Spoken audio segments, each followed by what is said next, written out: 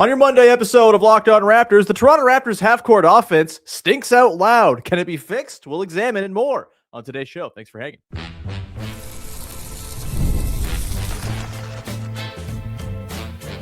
You are Locked On Raptors, your daily Toronto Raptors podcast, part of the Locked On Podcast Network, your team every day. Hey,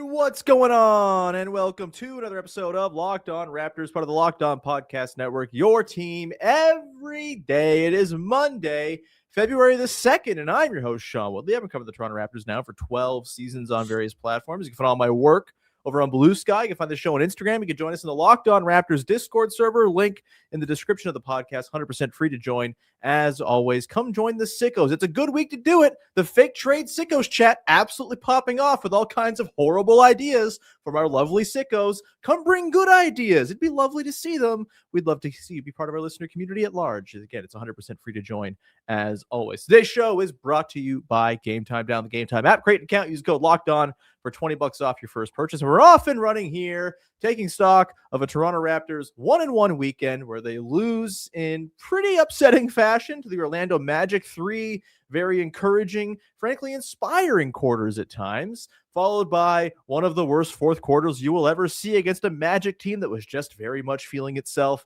And then a game against the Utah Jazz, which is not going to be remembered in the history books unless that book is about ugly basketball games. And here to take stock of the Raptors half-court offense struggles, Scottie Barnes making All-Star, RJ Barrett returning to form, a whole bunch more. It is our pal, Big Vivek Jacob. How the hell are you, my friend? I'm good, man. Staying in as much as I can away from the cold. There's plenty of sports to watch anyway. You know, the Australian Open is over and done with, so I am starting to get back to a normal sleep schedule. Good luck. The Olympics start in 3 days. Exactly. So, yeah, if anything, that got me warmed up for the time changes I'm about to endure covering the Olympics for Yahoo. But, yeah. We got plenty of basketball. We got the Raptors getting back to winning ways, even if it didn't quite happen the way we would have liked to see it. Yeah, sometimes like when you're kind of in a funk, it might take an ugly win to get out of it, but a win's a win, and that can kind of be sometimes a way to kind of just get the juju back and right, and we'll see if they can carry it over. A couple of big ones this week. They take on the Minnesota Timberwolves on Wednesday, the Chicago Bulls for the first time on Thursday as well. Maybe that's not a big one. That's just, you know, the Bulls are the Bulls. Anyway, the Toronto Raptors, their half-court offense, Big V, I think kind of the story of the weekend, in particular the fourth quarter against the Orlando Magic. Again, a game that was like, it looked like it was going to go down as one of the great Ingram Scottie masterclasses of the season. Looked brilliant through that third quarter. They pushed themselves into the fourth up 13. And then it all just fell to crap as the offense kind of just got pushed around by a physical, large Orlando Magic team and just couldn't get anything going. They score on just 7 of 22 half-court possessions in that fourth quarter per synergy. Not so good. And it just kind of amplifies what's been going on with this team in the half-court for a couple of months now. That also carried over to the game against the Jazz on Sunday, where the Raptors scored just over 82 points per 100 in the half court. Not good at all. The Utah Jazz, by the way, the worst defense in basketball. You don't really want to be putting up such ugly offensive numbers against that team. But again, kind of a continuation of the story of the last couple months offensively for the team, where, yeah, they run a lot. They win the possession battle. They juice the sort of metrics in that kind of way. But things in the half court have really bogged down. They were the 6th best team in half-court offense through the end of November, Big V. Since then, they are 26th. Not great. I asked Darko about it yesterday as well. I'm going to play a little clip from him before we get to you and your thoughts on this. I asked Darko why the half-court offense been so stinky. A month or so, you guys were top 5 or so in half-court offense. Last 2 months, you're bottom 10. What have you noticed as far as, has it been a change in process? Is it just the results aren't kind of going your way? Like, what do you see as the biggest difference between the start of the season half-court offense and now? I'll give you another number. We were a top 5 or 6 offense in first 20 games, and it's interesting that we had our whole team healthy and whole team playing at the time. You know, we were playing without real starting center. We were playing without RJ Barrett. We were just trying to figure out everything, how we can play off of each other, how we can develop those guys, how we can win some games, make our fans happy, make journalists happy. But we have a lot on our shoulders, so we're just trying to figure it out. Darko, always with the fun jokes at our expense. He was very mad at all the numbers we were throwing at him yesterday. It was very funny. Not mad. Darko doesn't get mad. But unless his guys don't make the All-Star game, which we'll talk about later. But Big V, the health thing does hold some water to me. The fall off has certainly, coincided with RJ Barrett missing a large chunk of the last couple of months. Obviously, no Jakob Poeltl for over a month now, and the 3 weeks of December he did play, he was not terribly effective, and so it makes some sense to me, but it can't account for everything, I don't think, especially now that they're kind of near full health minus Poeltl. What are you looking at? What are you kind of identifying here as like the biggest problem with the Raptors half court offense over the last, again, like 8 weeks, basically the last 2 months? It's been a pretty rough scene. So I'd say beyond the injuries themselves, I'd say it's a huge problem that there's no one who can replicate what the others bring. Yeah. And so when you look at RJ Barrett's absence, it's looking at Jacoby Walter and Grady Dick and Ochai Agbaji, and none of them really being able to bring any of what RJ brings to the table. You look at Jakob Poeltl's absence. Okay, now, who's really setting those great screens? Who's really opening up the floor for Emmanuel quickly? You look at, those moments where Collin Murray-Boyles seems to have the easiest of finishes inside that Jakob Poeltl would finish off no problem. And all of a sudden it's like you're not even getting a shot up. And so I think that's the bigger problem, is that each player in that starting five brings a skill set that is largely irreplaceable. And Darko has struggled to function without any of those pieces. And so I think there is criticism for Darko to take in terms of the extent to which the offense drops off. And as you noted, being top 5, top 6, should it really be dropping into the bottom 10? Like if it was just about league average, then you'd say, okay, that seems fairly reasonable. And then the other reason I'd look at it is just flat out inexperience, right? I think that when you look down that line of Shed and Jacoby and Grady, CMB, Amamu, this is probably his first year in an expanded role.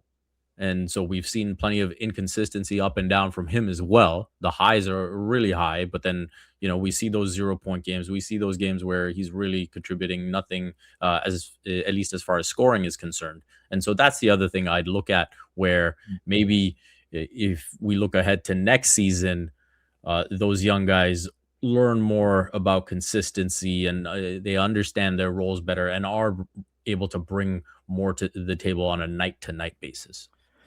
Yeah, I think all well taken points. To the inexperience thing, I think the guy for me that's kind of stood out as sort of the biggest issue with the half-court offense of late, and I don't like saying this because I love the guy, but Collin Murray-Boyles has had a rough go, and I think this weekend was a pretty clear and glaring example of that. And I think it's sort of been symptomatic, he's an incredible defensive player, but the offense's issues, I think, have very much been tied to the stuff he doesn't quite bring on offense yet. And I'm not worried about a lot of that stuff. I think it's going to come along.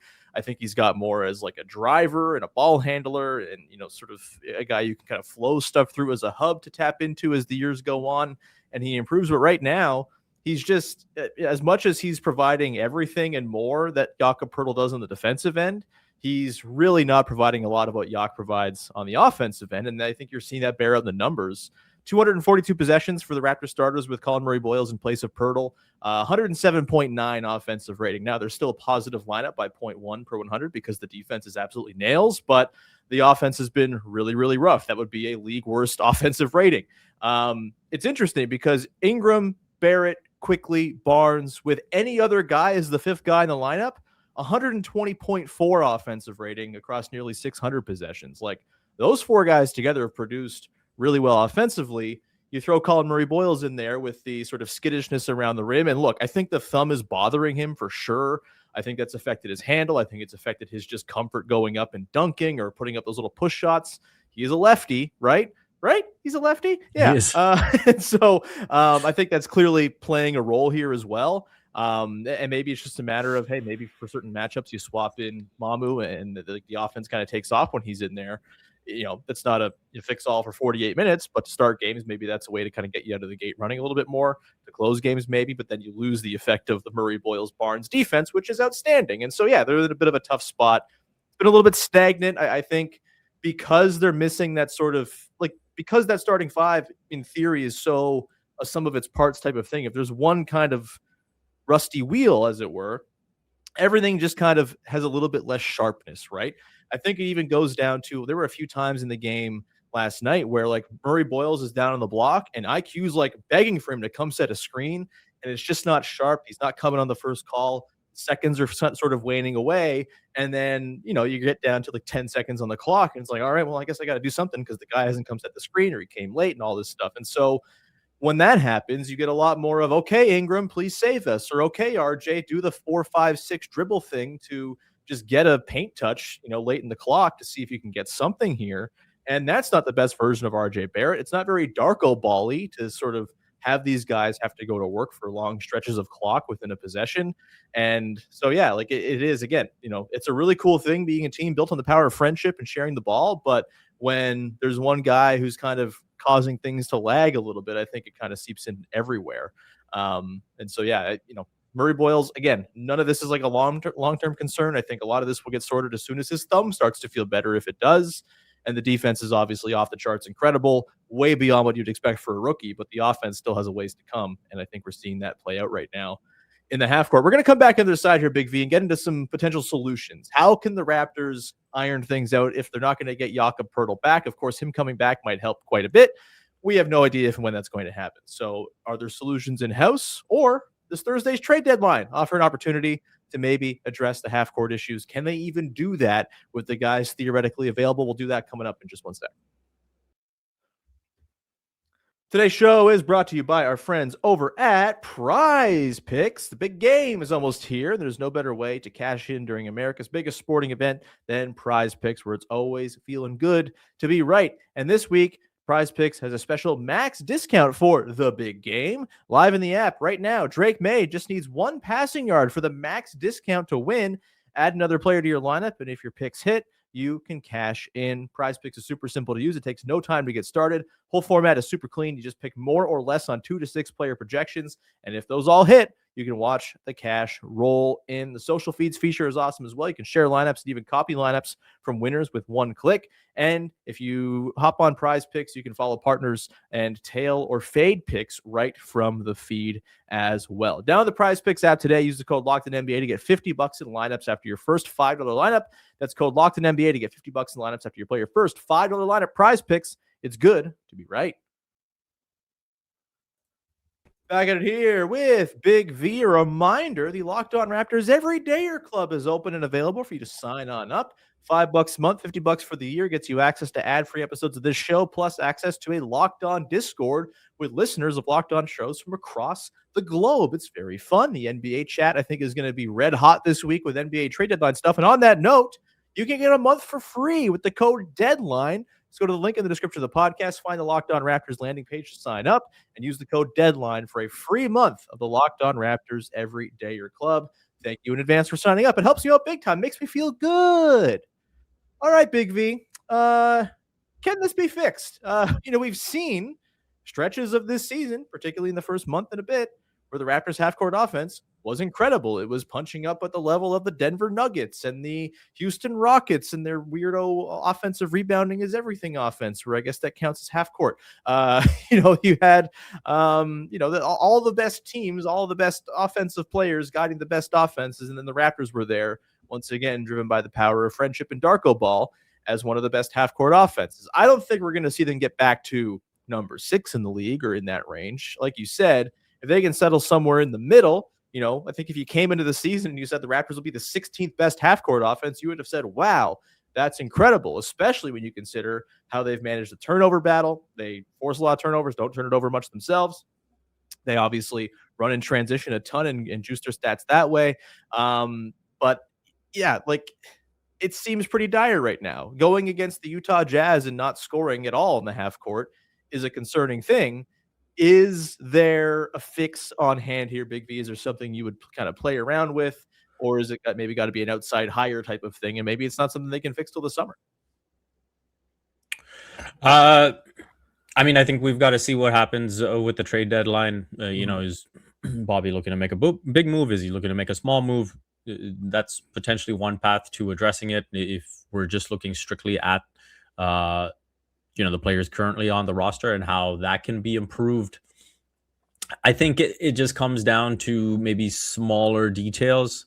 And I think by that, I just mean, maybe certain stretches where Scottie can maybe be more assertive, certain stretches where quickly can run the offense by, you mentioned those plays where CMB isn't quite into, in line with what quickly is trying to do and initiate the offense as early as they'd like. I think those are things where you look to a point guard to get that in line and get it in line quickly, right? And so I think that's something that needs to improve. I think that, Sandro, is there a path?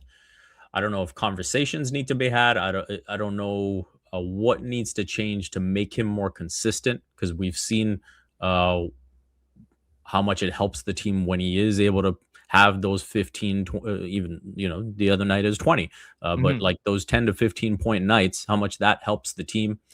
And then, I think just the continued fitness of RJ that we've seen since he's come back. And I think he's trending in the right direction. I think that's going to be a big thing for this offense as he finds his best gear. Yeah, I mean, the RJ thing is big, right? It all kind of fell to crap when he got hurt. And again, Pirtle's part of this. And I think they are really sorely missing like the entryway into the defense that is just a Jakob Pirtle screen. And look, I think Collin Murray-Boyles is a good screener, but he's not doing a whole lot to make himself a target on the roll. I think you see it a lot, right? He'll set the screen, and then the possession just kind of vaporizes because he's not really there presenting a target. I think probably the Raptors ball handlers, Brandon Ingram, Emmanuel Quickley in particular, can do a better job of hitting him on the roll. But again, I think, being a good target is very much a skill as a roll man. And it's something that hasn't yet really come for Collin Murray-Boyles. And so, is there a way to kind of manufacture more sort of helpful pick and roll for this team? I think to the point of Scottie Barnes, like I think they've really found success with him as a screen and dive guy this year. And I just don't think they go to it enough. Like I think, especially working with Quickley, we know Quickly's at his best working pick and roll as well. He's not someone who's just going to burn a guy at the point of attack, in most situations. Jalen Suggs, for example, on Friday just kind of had him in jail, and they weren't really doing much to set him loose. It was just like, all right, you can't burn him one-on-one, just throw it to the wing and see if Ingram can get something to happen, right? I think getting Scottie a little bit more involved as a screen and dive guy, really important. And I think the best moments we've seen of the Quickley and Barnes two-man game have come when Scottie's been pretty heavy as a screen and dive guy. And so, working in that a little bit more where you can. Mamu, obviously, I think just him being on the floor is helpful offensively, honestly, just for the space he provides. Even if he's going to have his nights where they're not going down, there's still the sort of gravity he brings to the table. I'd consider starting him in certain matchups. Am I starting him against Rudy Gobert and the Wolves on Wednesday? Maybe not. Maybe you need as much beef up front as you possibly can have. Maybe you start all three and throw RJ on the bench or something. Probably not. That's not going to happen. But against the Bulls, why not try with the Mamu thing against Vooch and sort of the less imposing front line that team has? Like, I think you can play around with that. It doesn't just have to be Collin Murray-Boyles every single time out, as awesome as Collin Murray-Boyles' defense has been. As far as the deadline, man, like, I don't know. I feel like it's sort of at the start of the year, everyone was like, need to get a big man. I've been more of the, some ball handling would be nice. An extra guard to help take the load off of Quickley and Shed would be nice. There's also the argument of just like, do you find some kind of dead-eye shooter out there who maybe isn't going to do a whole lot else for you except for hit threes? If your sort of opinions of what you want to see the Raptors do by this Thursday changed at all, especially in light of these recent offensive struggles? Not really. I hear the argument, if you can get a legit 3-and-D guy who can kind of fit in seamlessly, what that would provide. I'm still more of the opinion that the interior presence is something that is just such a big weakness for this team that's at the top of my list. I also just look at it as, I think when people lean towards getting this dead eye shooter, and it's because they look at the 3-point volume of this team, they look at the pull up 3-point shooting on this team, the options being pretty much just quickly, and I think I see that. I still say the reality of how this team creates offense, I think there's more threes to be created via great screening, um, strong rolls to the rim, like that rim gravity. And so that's the path I still lean towards. To what extent you can bring in a big that can do that, and commands minutes is what Bobby is probably trying to figure out right now, in terms of keeping the rest of the core group together. And at the end of the day, like if he goes the patient route and just gets, a menial big who can come in, play 10 to 15 minutes a game, I'd be okay with that, because at the end of the day, like this is a team that is meeting expectations, arguably exceeding expectations. I think comfortably, yeah. Yeah, and so you have to keep that in mind. Like I had someone chime back at me when obviously everyone was upset about the Orlando loss and frustrated with it, and understandably so. But at the same time, I was just trying to maintain perspective that, hey, like when you look at that record against like those top teams in the East, at the end of the day, okay, a lot of us were wrong on Boston because we thought it'd be a gap year. But at the end of the day, that is a team with championship DNA, with guys who have won a championship. And so the psychopath coach. Yeah. And so when you look at how hard they play, it's because they've been to the mountaintop and they know what that level of intensity is. When you look at the Knicks, they've had multiple deep playoff runs. And so they know what it is to play with that level of physicality and intensity. Orlando has had a couple of playoff runs. Now they might not have come out of that first round, but they still know what it is. Scottie Barnes has played 4 playoff games. Yeah. Emmanuel quickly has never started a playoff game. Yeah. You look at all those young guys, Jamal Shedd, Jacoby Walter, Grady Dick. They don't know what the playoffs is, CMB. So I think from that standpoint, you have to be patient and understand that this is part of the growing pains. Yeah. 100%. Like, yeah, I think I've been very vocal about it. I don't think they should be doing anything sort of drastic here, right? Like, Domantas Sabonis is not fixing your offense enough to make it worth all of the negative downside that comes with having $45 million of Domantas Sabonis on your roster for the next couple of years. Like, none of these issues are so systemic and like existentially threatening that you need to, kind of ditch the plan that's been working so well this year. If you have designs on them winning the East, then yeah, sure. Oh, go get a lead guard who can go and fix everything. Yeah, that's not going to happen midseason. Like, these things are hard to do. And so, yeah, like I think, I still think I lean to just like, it'd be nice to have more ball handling on the team over another big man. But to the earlier point I made and to the point you made about, just kind of the effective good screening and role play, like, maybe that is the fix, right? You just get another guy in there who can just kind of have some rim gravity, who can, suck in defenders as they roll. It's not easy to find those guys. I don't know if Day'Ron Sharpe does it. I don't know if Goga Batadze does it, but maybe they do it a little better than what you have, and it's an incremental improvement until Jakob Poeltl comes back. We'll come back, Big V, get into the good, the bad, and wrap things up. We're going to talk about Scottie making All-Star, RJ finding his form, and what the hell is wrong with Desmond Bane?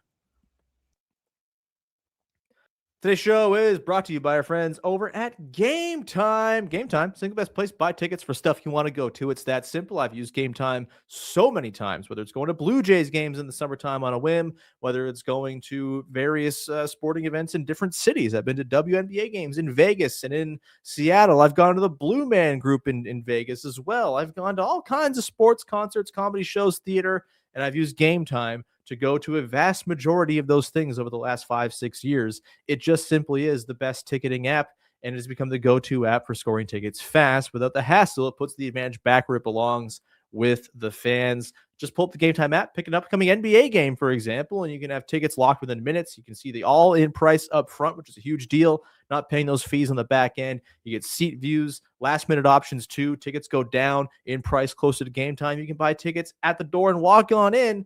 Everything feels quick, intuitive, and stress-free from start to finish. Take the guesswork out of buying NBA tickets with Game Time. Down the Game Time app. Create an account. Use the code Locked On for $20 off your first purchase. That's code LOCKEDON for $20 off. Download the Game Time app today. And remember, the website is gametime.co, not gametime.com. Gametime.co. Go check it out. Today's show is also brought to you by BetterHelp. And look, February can be a lot. The winter can be a lot. It's a tough time out there. Weather-wise, you're stir crazy on the inside. You got seasonal affective stuff going on. Also, the world is very heavy these days. And sometimes it's just good to have someone to talk to, and BetterHelp can be the place to provide that. It's an easy time to assume that, it's easy to assume that everyone has like a perfect relationship, that everything's going well in their lives because they put on a good face. Most people are working through something, and therapy can help you recognize patterns that might be weighing your relationships down, help you communicate better, help you be a better citizen of your life along with the people you're closest to. It reminds you that you're not behind. You're right on time. Having someone to talk to is such a big deal. BetterHelp has licensed therapists in the U.S., and they do initial matching for you so you can focus on your goals. And if you want to switch therapists, you can do that at any time. Sign up and get 10% off at betterhelp.com/lockedonnba. That's BetterHelp, BetterHelp.com/lockedonnba. Wrapping things up here with Big V, Vivek Jacob, as we continue to take apart the weekend that was for your Toronto Raptors. And we finish off with the good, the bad, and the That's how we wrap up every single episode of this your podcast, The Heels of Toronto Raptors basketball game. Thing we liked, thing we didn't like. This got us a little intrigued from the latest in Toronto Raptors hoops. Big V, I'm going to start. My good, Scottie Barnes is an all-star. It's very cool. He found out during the game last night. Nice big pop from the crowd. Extremely deserved. He's very, very good at basketball. He's been an absolute two-way monster. Absolutely no-brainer all-star to me. One of like two or three, I think, absolute no-brainers among the Eastern Conference reserves. Must have been one of the first names written down. If he wasn't, that's wrong and stupid. He's really great. And nice to see him get recognized. His second all-star game, Scottie Barnes, pretty awesome. What was your good, Big V? My good is RJ Barrett looking more in shape and looking like he's more in a rhythm. Probably the most he has since he's returned from injury. And we've talked about his importance to the offense, especially the half-court offense. And so hopefully as he continues to hit his stride here, we will see the Raptors offense have an uptick. And yeah, I mean, his cutting, his bully ball drives, his finishes at the basket, much needed. Hopefully the catch and shoot threes will be better than they've been so far. And then you have what you need from that shooting guard position. That's a great call. My bad, and I think we're going the same direction on this. I'll fire up the clown music. Whatever. What the hell is going on in transition, dog? Just like it's baffling because last night I think might be the game that broke my faith in the eye test / stats, both. I don't know. Are my eyes deceiving me? Are the stats wrong? The Toronto Raptors were like incredibly efficient in transition last night. And I don't know how, because they just pissed away like 7 or 8 insanely easy transition buckets by doing some of the most unfathomably weird things in transition that I've ever seen. What the hell's going on, man? Man, that was brutal. That was brutal. Like when quickly 3-on-1 behind the legs, behind pass. I what? was like, can we just not? Yeah, and that's something when RJ's in full flow. I feel like he's always running the right lane, going to the right spot, and so he's not doing this passing nonsense. He's just trying to score. Yeah, and that's what, like, when RJ had that drive in transition, he wanted Scottie to be in the dunker spot to sort of create that space, and be there for the dump off if needed. And instead, Scottie goes to the basket and kind of messes up his flow, and then the ball goes out of bounds, and it's just like, oh, okay. I think we've seen over the course of the season, the Raptors are great at creating transition opportunities, elite at it, and they're just not efficient at finishing them off. And I think that's something that I don't know if it is something as simple as Darko just having to, you know, teach them lane running in transition. You mean the drill that I use with the 11-year-olds I coach at my wife's school? Like, I don't know what the misunderstanding is sometimes, and like they never just seem to be on the exact same page, and it's Mhm. always like the play happens, and then they're like, "Oh, you," and it's like, no, this Yeah. should be simpler than that. 3-on-1s, you can't blow that, and so I think that's something that for something that is such a big part of the offense, Mhm. uh, you've got to be able to nail it down better because even though you look at fast break points and them being up there, it should be more because they Yeah. are just not efficient at it. All right, Big V. Sorry, is everything all right in Desmond Bane's brain? Look, he ended up getting the last laugh in that game. He went nuts. Good for him. It really was frustrating to lose after he did what he was doing in that game. And I'm like, does he have like a long game vendetta against anyone with Toronto Raptors ties that has consumed him completely? We saw like a month ago him whipping the ball for no reason at OG Anunoby while he was out of bounds in a truly unhinged act of basketball violence. And then he throws down Emmanuel quickly in a foul that I don't know, maybe should have been a flagrant two. Who am I to say? Kind of ridiculous. This ain't football, dog. And then just like tangling arms with RJ Barrett all night and being like, I didn't do anything. What's going on? I didn't do anything. Like a great heel, really good. Like we like to have heels, but I'm also a little bit concerned about the well-being of Desmond Bane. And I wonder if this is just retribution against the Raptors for taking Malachi Flynn over him in the 2020 draft. Feel like everyone's gotten their comeuppance for that one. It doesn't need to be more, but apparently Desmond Bane. Just let's keep on, shoveling on the dirt onto the already buried corpse. Yeah, that's my what's your Big V? My is we know that Giannis Antetokounmpo is going to miss the All-Star game. He is currently voted in as a starter for the East in the All-Star game. And with Brandon Ingram missing out, I wonder if there's a path for him as an injury replacement. He'll be going up against Michael Porter Jr. Maybe Derek White gets in the conversation. I think Joel Embiid probably as well has to be tossed in based on his per game efforts. Yeah, I think he'll be in the mix as well.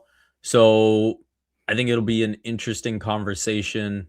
And, ultimately it's Adam Silver who picks the injury replacements. And so it'll be interesting to see where he goes.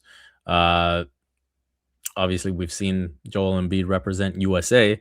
So I don't know if there's, if Giannis comes out, it's an international player that's missing out. So I don't know how that'll go about. Is Norman this Powell... All-Star game format is so unbelievably stupid, man. Yeah. Like, so having to do math on injury replacements based on where they're from, like, what are we doing here? Yeah. So, is Norman Powell repping Jamaica or USA? Is he is Karl Anthony Towns representing Dominican Republic, or is he representing USA? So we got to figure out all that stuff. But yeah, if it does end up being an American choice, I'd like to think that there is a path for Brandon Ingram. He's been awesome this season. Yeah. And, I think we've known a lot about him as a scorer. To learn what we've learned about him as a defender has been really cool. And I'd say over the last month plus, he's legitimately been a net positive defender, which is awesome. Yeah, man, he's been really, really good. I think, this always happens, right? A guy gets left off the All-Star game and everyone goes snub and then never says who they should have been on instead of. I have no problem with the East team as it was announced. Karl Anthony Towns, I think you can quibble on, but also the Knicks are good and he's leading the league in rebounding or whatever, and he's very good. And so, I don't have huge oh God, Brandon Ingram should be. It's not like Kawhi Leonard getting left off the Western Conference team. If we're looking for a comparison point here, I would just say, yeah, he's a deserving shortlist guy as the injury replacement. If he's not there, doesn't take away from the season he's had. I could totally see Michael Porter Jr. getting the call just because of the raw numbers. If Adam Silver doesn't want to platform Michael Porter Jr.'s weird ass, then maybe he just goes with the chill, cool Brandon Ingram, who won't say anything weird on podcasts ever. You can always go that route. But all told, it's cool Scottie got in. Be cool if Ingram joined him. Also cool that Norm Powell and Pascal Siakam got in. Although I will say, if there is someone who shouldn't be on the team, it's probably Norm Powell, and maybe Ingram should have gotten that spot. We need to stop with this Heat propaganda. Anyway, Big V, always a pleasure. Anything you want to promote for the good people out there? I'm happy for Norm, man. That's all I'm going to say. Happy for Norm too. Let's be clear. Happy for Norm, but also the Heat. I'm just glad Bam didn't make it. If Bam had made it, then we're really having to really reevaluate some things here. Yeah. No, other than that, just the usual stuff. Raptors in 7. We'll be doing this stuff for Yahoo, and you can follow it all at Vivek M. Jacob on socials. Hell yeah, brother. We'll leave it there. Thank you so much. Of course, big week. Deadline coming up this week. We'll have all kinds of coverage of that. I'm probably going to sprinkle in a couple of bonus episodes here and there as well. It's a big week. It's, I'm actually feeling juiced up to do stuff. So you have that to look forward to as the week progresses as well. And we'll talk to you again on Tuesday. Another episode of Locked On Raptors. Thanks for hanging. Bye-bye. Oh, my God. Almost over the backboard. Got overzealous.